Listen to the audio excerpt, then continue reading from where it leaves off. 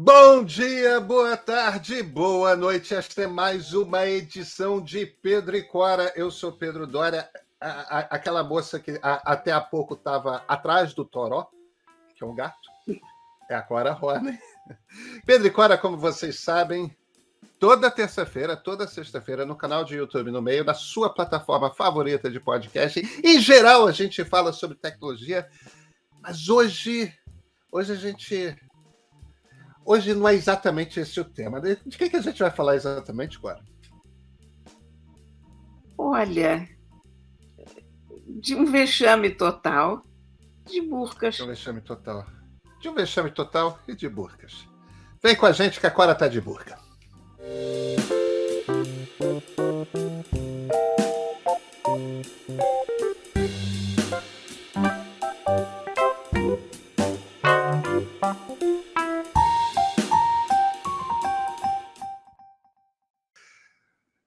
Cora Horner, se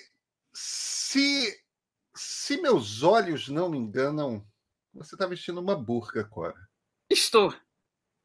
Por quê? Estou porque, na verdade, eu devia até estar embaixo da mesa.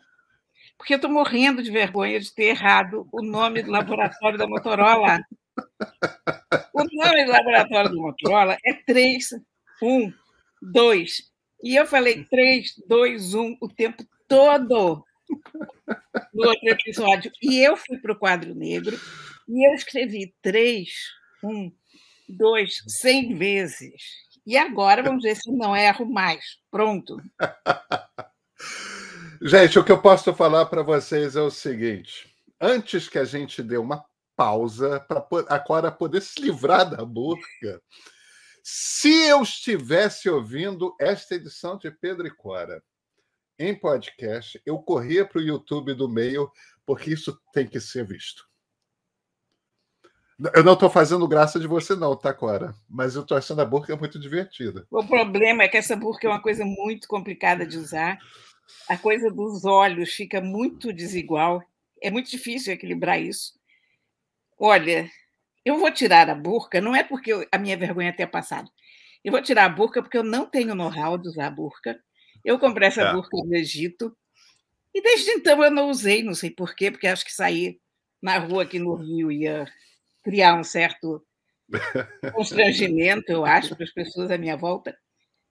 E é quente, enfim. E é quente.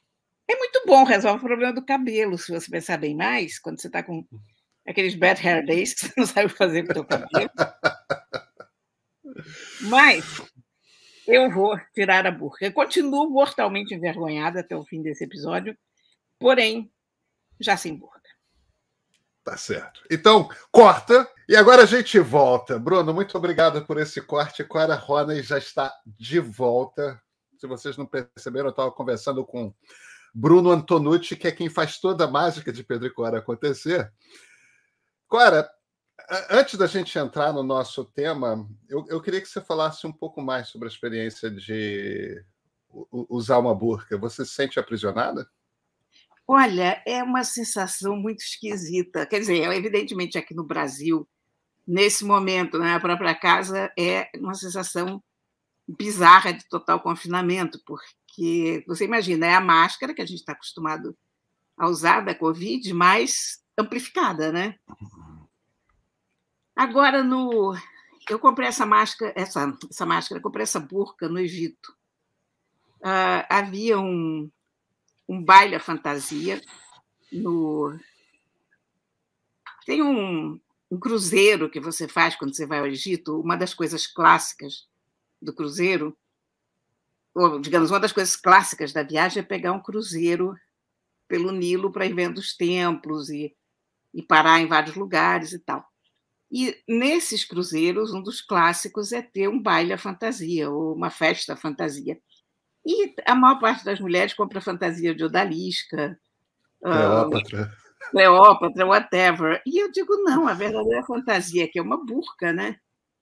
E aí eu saí catando uma burca desesperadamente pelo Egito, que não é uma coisa simples, não, sabe? Porque você consegue comprar muito aquela parte de baixo, em qualquer esquina você compra, aquela, acho que se chama jalaba, aquela bata compridona, e tem umas batas lindas. Aliás, eu trouxe, inclusive, 2 que eu uso aqui com muito sucesso. Mas essa parte de cima, que não se chama burca, que tem um outro nome, eu não me lembro qual, isso você compra em papelarias islâmicas. Ah, que interessante. Que burca é um traje que é mais comum no interior do Irã, no Afeganistão, aí uma região do Tajiquistão, quer dizer, Uzbequistão, aquela coisa Ásia Central, né? Norte do Paquistão. Não é uma coisa tanto norte da África e mesmo No Oriente Egito, no Médio, né? Egito, não, no Egito está cada vez mais comum. É mesmo? A Por causa Irmandade Muçulmana Irmandade Muçulmana. crescendo. É uma influência da Arábia, né? Da Arábia Saudita, o Da Arábia arabismo, que é Saudita. uma vertente radical do Islã. E eles fazem uma exportação tão programada desse islamismo deles que essa venda da burca na papelaria ela faz algum sentido pelo seguinte, porque em qualquer lugar que você vá do Egito, um lugar turístico, ou porta de um hotel, ou bar, ou qualquer coisa, você tem umas prateleiras, umas estantes cheias de pequenos textos do Corão e de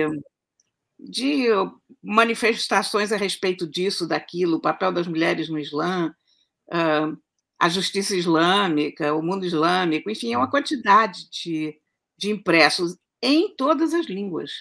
Eu encontrei muitos em português, inclusive. Trouxe vários comigo. Isso é a Arábia Saudita invadindo o Egito. O Egito, há 50 anos, era uma sociedade quase laica, muito liberal. Você vê as fotos do Cairo. O Cairo era uma cidade praticamente ocidental, em termos de comportamento, de vestir as mulheres todas com roupas ocidentais, saias e tal. E isso foi ficando cada vez mais radicalizado com o correr do tempo.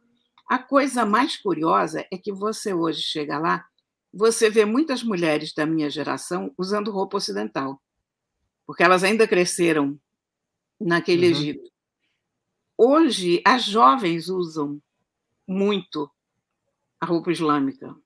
E isso não é propriamente o que eu estava usando, não é propriamente burca, eu acho que se chama chador, ou não sei se chador é o lenço. Não, chador é um lenço muito grande que você pode até cobrir os olhos, mas em geral você só tampa o cabelo, você só tampa a linha do cabelo. Eu esqueci como é que se chama essa minha burca em particular, mas eu vi, por exemplo, em Alexandria, na biblioteca de Alexandria, moças usando o computador, jovens, você via que eram jovens pelo gesto, pelo que você entrevia do corpo, porque não era muita coisa, porque elas estavam cobertas dos pés à cabeça e algumas usavam luvas, inclusive.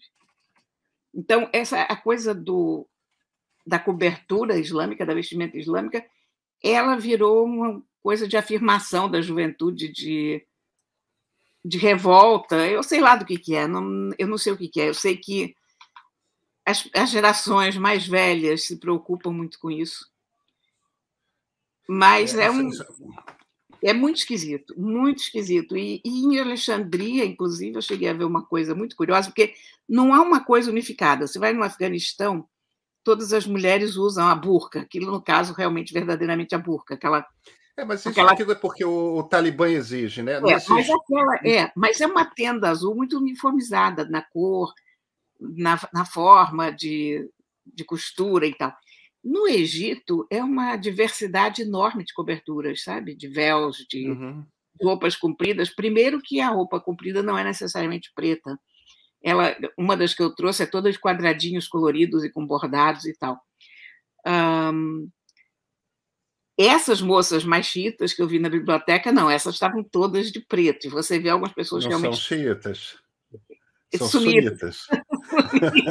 Xiita no sentido figurado da palavra, mas são sunitas.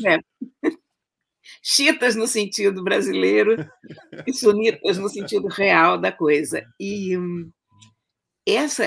você vê várias pessoas de preto, assim, inteiramente, mas, de um modo geral, é muito variado. E a coisa mais gozada que eu vi em relação a isso eram as meninas num dos fortes de Alexandria, que é um lugar que as pessoas vão para namorar, com calças jeans apertadíssimas, saltos altíssimos e um chador. É muito curioso você estar falando isso. Isso já virou nosso assunto, né, Cora? Você percebeu? Cora, então, demos mais uma pausa para ir atrás das palavras certas. Você, na verdade, estava vestindo um niqab. O que é um niqab e qual a diferença para a burca? A burca cobre o teu corpo inteiro. A burca é aquela roupa que a gente vê as mulheres usando no Afeganistão. É tipicamente azul, né? Aquele azul parecido até com jeans, claro. Mas o céu, né? É uma tenda. Basicamente, você põe aquilo na cabeça e aquilo cobre o teu corpo inteiro. E a burca tem uma tela na frente dos olhos, né? Os olhos não aparecem. O niqab pode ou não ter a tela. O niqab é isso que eu estava usando, que eu é só a parte da cabeça, né? De burca, ele é só a parte da cabeça. Ele é muito complicado de usar para quem não está acostumado, porque ele é uma tira, na verdade, que amarra atrás da cabeça, como se fosse uma faixa, e uma parte vai para cima, outra parte vai para trás. Aí tem que ficar aquela coisa alinhadinha nos olhos. Tem uma tela também, mas que você pode usar ou não, se você quiser. Aí depois você tem o chador. O chador é aquela vestimenta mais comprida iraniana que cobre a cara da pessoa também, aquela que é um grande lenço, né? É um grande lenço, mas ao contrário da burca, a tua cara fica mais descoberta e não é uma coisa tão... Às vezes algumas iranianas deixam um chumaço de cabelo aparecendo, né? Tem uma... Não, o teu rosto, pelo menos, fica do lado de fora, né? Aí tem a lamira. A lamira é como se fosse um chador, só que curtinho, quer dizer, na parte de cima do corpo. Isso a gente vê em uma quantidade de situações, inclusive a maior parte das mulheres que a gente vê muçulmanas no Ocidente usam a lamira porque elas estão com uma roupa e aí tem aquele grande véu que cobre a cabeça e tal. Então, muito parecido com o hijab. Só que a lamira cobre os ombros também. O hijab se limita ao pescoço. É basicamente um lenço que cobre o pescoço também. E, finalmente, tem o chale, que é o chale que você põe na cabeça, cobre os cabelos e tal. Agora, eu tive uma experiência muito curiosa com o meu niqab no Egito, porque, além do baile à fantasia, eu resolvi ver como era andar na rua vestindo uma burca, qual era a sensação. Que interessante. E foi uma sensação fenomenal, porque eu me tornei a mulher invisível. Como assim, Cora? Olha, quando eu saía ao ocidental, o Egito é um país lindo, é maravilhoso da gente fazer turismo lá. Agora, tem o inferno na Terra, que são os caras que vêm querer te vender coisa, te apoquentar, guias de turismo, se oferecer como guias.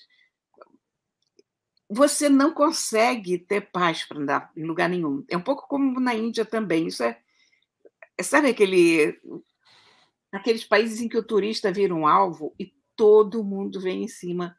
E coitados dos egípcios, eu naquela época, inclusive, eu estava com muita pena porque estava com muito poucos turistas. Então, eu era, assim, basicamente, uma das poucas pessoas para que eles poderiam vender alguma coisa, né?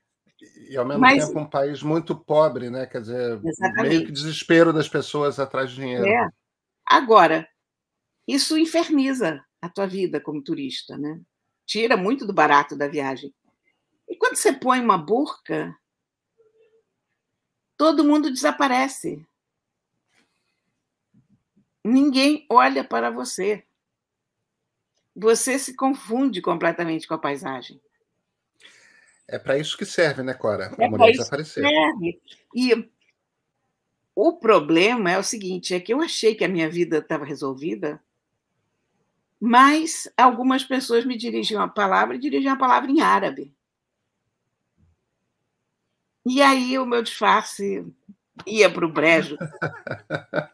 Uma judia húngara vestida de muçulmana no Egito, né? Olha, e a coisa mais gozada foi a seguinte, é que o nosso guia, que era uma pessoa maravilhosa, era um copta. O copta é o cristão. São os cristãos egípcios. Os cristãos egípcios. São uma vertente antiquíssima de cristianismo. É quase da época de Cristo. Eles são os verdadeiros descendentes dos faraós. Os coptas, quer dizer, o povo que estava no Egito, que viveu toda aquela coisa dos faraós e tal, tornou-se copta. Tornaram-se principalmente cristãos. Então, são as pessoas mais antigas por lá. Mas o meu guia era copta. E aí ele diz assim, eu queria muito fazer uma foto de você com burca. E eu digo, mas o Ramés, por que você quer fazer uma foto? Você está cercado de mulheres de burca o tempo todo. Aí ele diz, mas você sabe quando é que um copta chega perto de uma mulher de burca? Nunca. Aí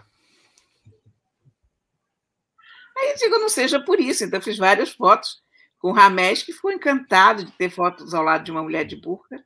Era uma coisa que ele nunca pôde fazer a vida inteira, e ia mostrar aquilo para os amigos. E sei lá que história que ele ia contar, porque você nunca sabe quem está por baixo da burca. Podia ser a Marilyn Monroe, podia ser qualquer pessoa. Né? Pois é, isso é uma coisa curiosa.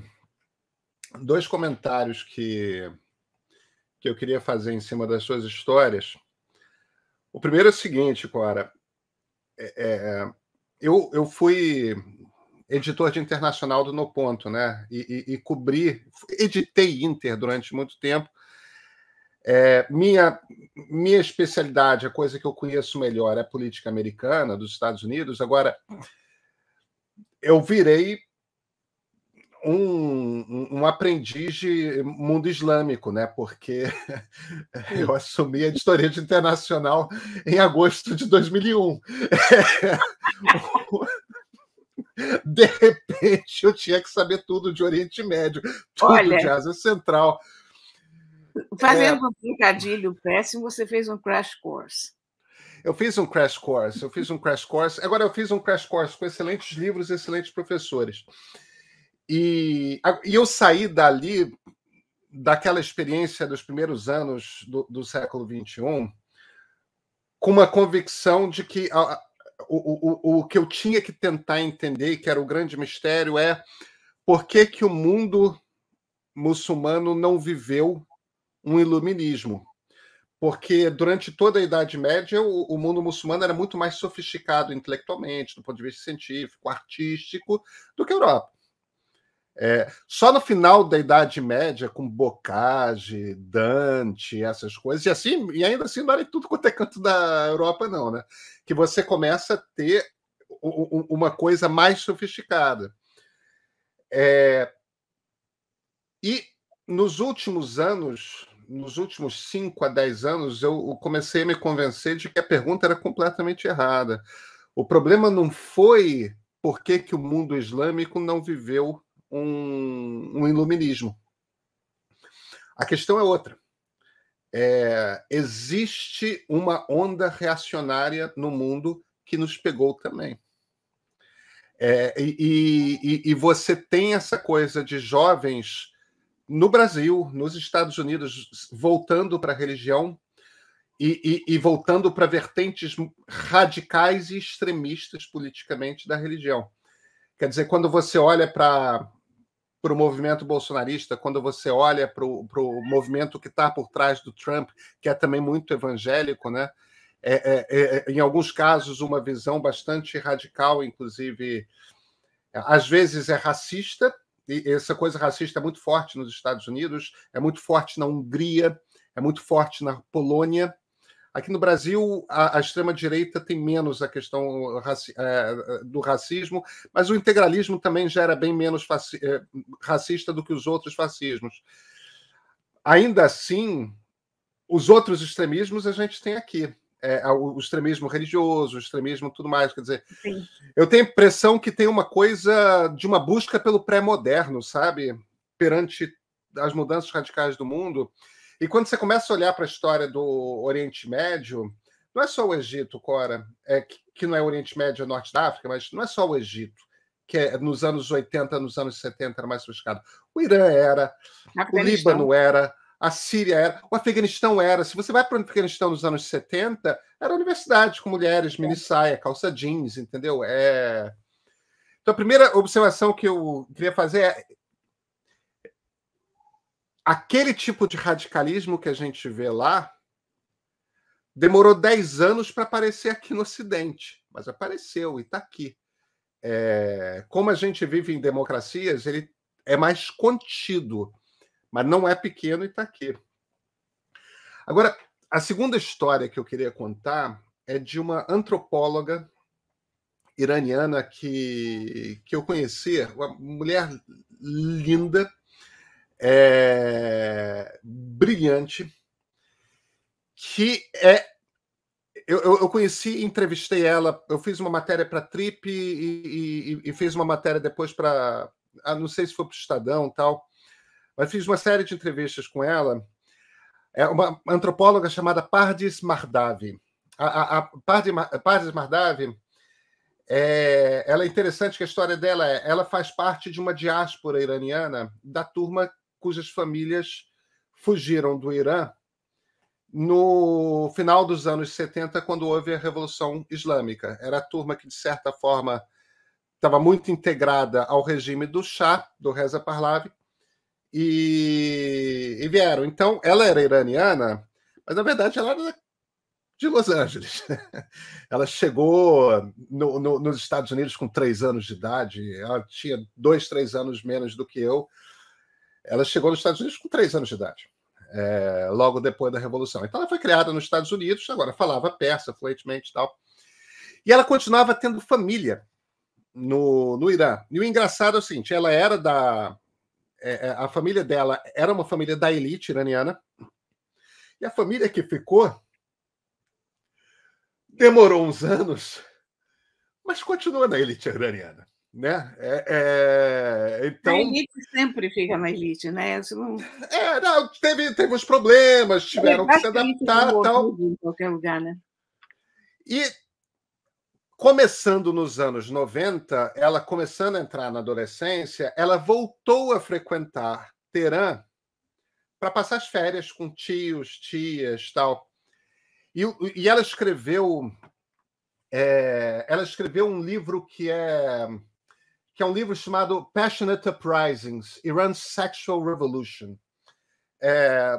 Levantes passionais, né? A Revolução Sexual do Irã. Que é um livro sobre o final dos anos 90 e início dos anos 2000, super interessante, que ela, como antropóloga, porém, ela, como jovem, era uma coisa sobre a revolução sexual que estava acontecendo em Teherã nessa virada dos anos 90 para os anos 2000. Ela falou, cara, eu estava lá, eu tinha a mesma idade de todo mundo, então fazia tudo que todo mundo estava fazendo. Quer dizer, eu frequentava os lugares, não necessariamente fazia. Mas ela conta que, por conta das primas, das irmãs, ela só em casarões de Teherã, com jardim, com piscina, tudo mais, ela conta que tinham raves. Nas raves tinha êxtase rolando, música eletrônica. Ela diz exatamente igual o tipo de rave que tinha em Los Angeles e se usava em Teherã as mesmas drogas que a gente usava em Los Angeles. E uma vez ela foi para uma festa que ela descreve no livro dela, que era uma festa dada pela neta de um dos ministros na época, que era um clérigo. O avô dela era um clérigo, que era um ministro de Estado. E tinha uma casa fora do jardim, que era uma sauna, mas que era uma casa grande. E ela entra e agora está rolando uma suruba. E, tipo, tava lá, rave, todo mundo meio drogado, todo mundo com 23 anos de idade, e, tipo, você tá aqui, eu tô aqui, vamos lá. E começou a juntar uma turma. Então, de um lado da casa estava ali o som de batistaca de música eletrônica, do outro estava uma suruba, e eram uma grande propriedade cujo dono, que não estava presente, era o avô da dona que estava dando a festa, era clérigo xiita e ministro de Estado. Então, enfim, a história dela é toda muito interessante, porque, na verdade, é um pouco o contrário do que você está descrevendo. O que você está descrevendo é o Egito era muito mais aberto e a juventude hoje se revolta sendo muçulmana. Ali é o contrário, né? De 77, 78 para cá, desde a Revolução Islâmica, aquele troço fechou. A juventude bota a roupa islâmica quando vai para a rua.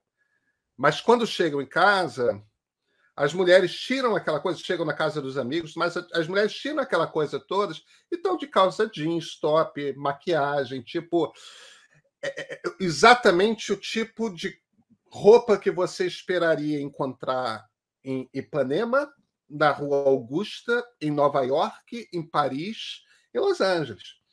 Não tinha, ela dizia, diferença nenhuma. O livro dela é muito interessante. Isso já tem uns 15 anos, mas... E é aquela coisa de...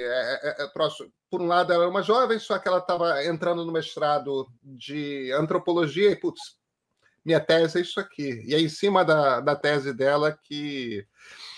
Quer dizer, no Irã, quando você vai para a capital, há abertura. Mas, olha, no Egito é uma coisa muito curiosa, porque é um dos lugares onde eu vi a lingerie feminina mais desavergonhada e louca que você possa imaginar. Quer dizer, coisas que a gente aqui compra em sex shop, porque no Brasil você tem uma diferença bem grande entre uma loja de lingerie, digamos, normal, entre aspas. Shopping center, sim. É aquela loja onde você compra habitualmente tua calcinha, teu sutiã, está lá, quieta, né? Tem modelos mais ousados e tal, mas quando você entra naquela coisa de ter peninha, aberturas estratégicas e não sei mais o quê, aquilo já é em loja de sacanagem, né? Em sex shop. É sex shop. No Egito, não. No Egito, eu vi, até na Alexandria tem uma feira absolutamente sensacional, porque faz um calor tão grande durante o dia que essa feira começa ao entardecer. E faz todo sentido, né? Começa às 5, 6 horas da tarde, quando o sol já se pôs. E aí fica lá até 1 hora da manhã. E você tinha barraca depois de barraca, depois de barraca, de lingerie totalmente bizarra. E aí você via essas mulheres completamente cobertas e tal, comprando a lingerie mais esquisita do mundo, assim. Quer dizer, eu teria que estar com a minha burca para ter coragem de pegar uma calcinha daquelas em público e ficar olhando, assim, se vai caber, fica bem, como é que ela... E elas ali, mas elas estavam de burca, né? Ou no mínimo de niqab, ou de chador, não sei o quê, mas ali, olhando, era surreal, surreal. Agora, quer dizer, no fim das contas, a mulher não pode... Para o marido pode, né? Na rua é que ninguém mais pode olhar, né? Agora, não, toda a ideia do véu islâmico e dessas vestimentas todas tão severas é que ninguém pose os olhos nas mulheres dos outros. Claro, em casa vale tudo. A coisa mais curiosa entre você faz assim e você se porta assado, que eu vi, é na Coreia do Norte, porque na Coreia do Norte todo mundo tem que usar aquelas roupas da Coreia do Norte, que são muito variadas e tal, mas alfaiataria, enfim, zero consumismo, sem marcas ocidentais, tudo que você possa imaginar. E aí você vai em 1 ou 2 restaurantes da elite norte-coreana, que são restaurantes basicamente frequentados pelos diplomatas e pelo governo, pelo pessoal do governo norte-coreano, e você vê a juventude norte-coreana nesses restaurantes usando as roupas de grife mais caras do mundo, e bolsa Chanel, e o que for, Gucci, Prada, e chegando em Bentleys. Chegando em Bentleys. Chegando em Bentleys. Que corrupção desgraçada, né? É. Deixa eu te contar, então, uma última história para a gente encerrar aqui que é uma coisa que me impressionou muito quando eu estava escrevendo meu livro sobre a Inconfidência Mineira. O Luiz de Vasconcelos é o vice-rei do Brasil que prendeu o Tiradentes. Ele era um boêmio, ele era poeta, ele era ligado a... Ele era um iluminista, né? Era a época do iluminismo, um cara formado em Coimbra, tal, muito sofisticado.